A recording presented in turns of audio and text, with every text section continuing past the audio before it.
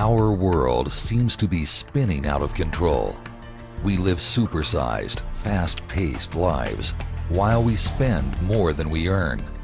USA Today has published that obesity has been classified as a worldwide health disaster.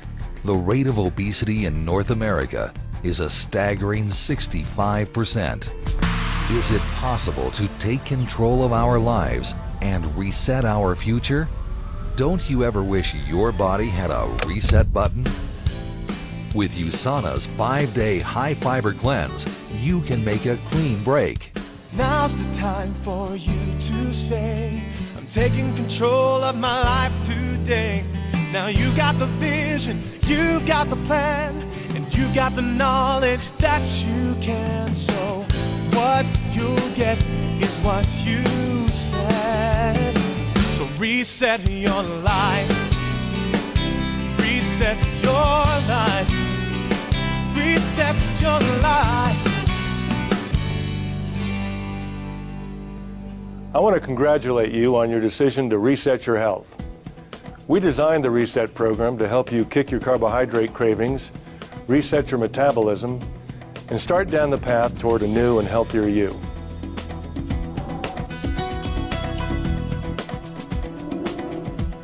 More than 2/3 of adults and 1/3 of children in the United States and Canada are now considered to be either overweight or obese.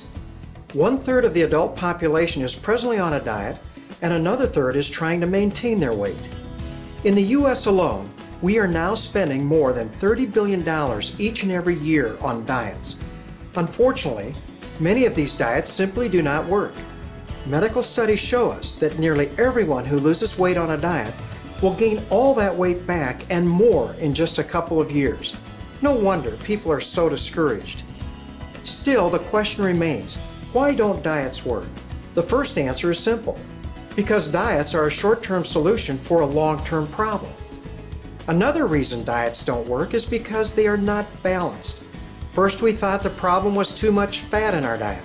Then we felt the problem was too many carbohydrates in our diet. However, in order to maintain optimal health, you need to be consuming a balance of good carbohydrates, good fats, and good proteins. But the most critical reason that diets do not work is because they fail to address a possible underlying cause of many obesity cases today, which is insulin insensitivity.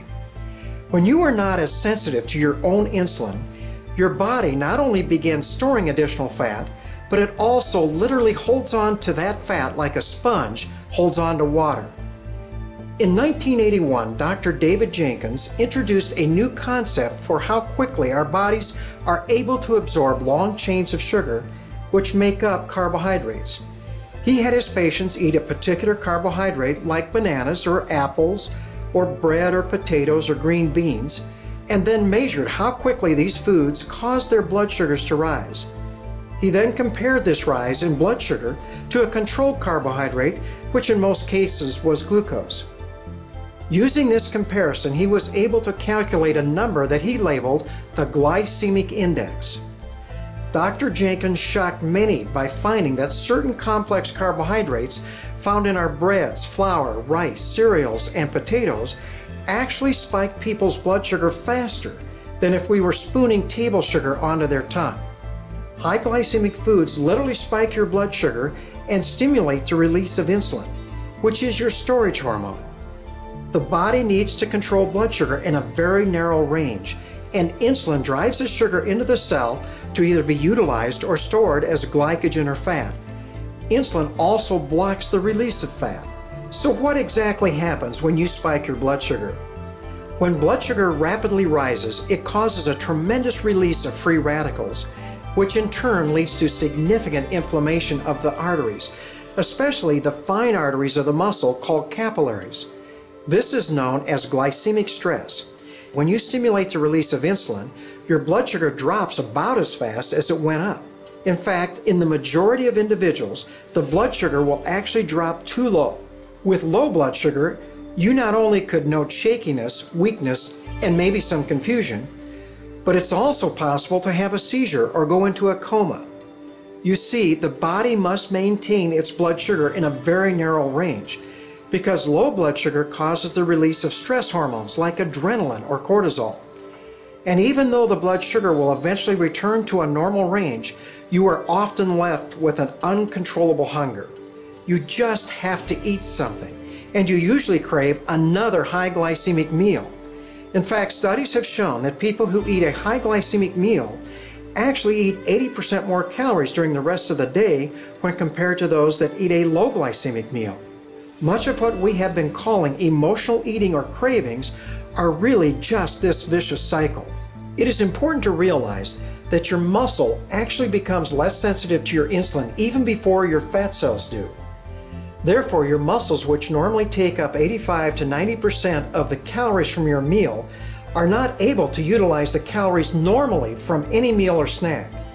It is like someone has switched the tracks on your glucose train from your muscles to the fat cells of your abdomen. There, the glucose is converted into fat, which is another job of insulin. You see, when you become less sensitive to your insulin, a calorie is no longer a calorie. You begin gaining weight and you really don't understand why. So what is the answer to this dilemma? In my practice, I have found that a simple and convenient regimen of low glycemic, balanced foods can reset the body at the cellular level to store less fat. Most people can make this change in about 5 days. They are then primed to reverse this glycemic stress, end their carbohydrate cravings, and become more sensitive to their own insulin again.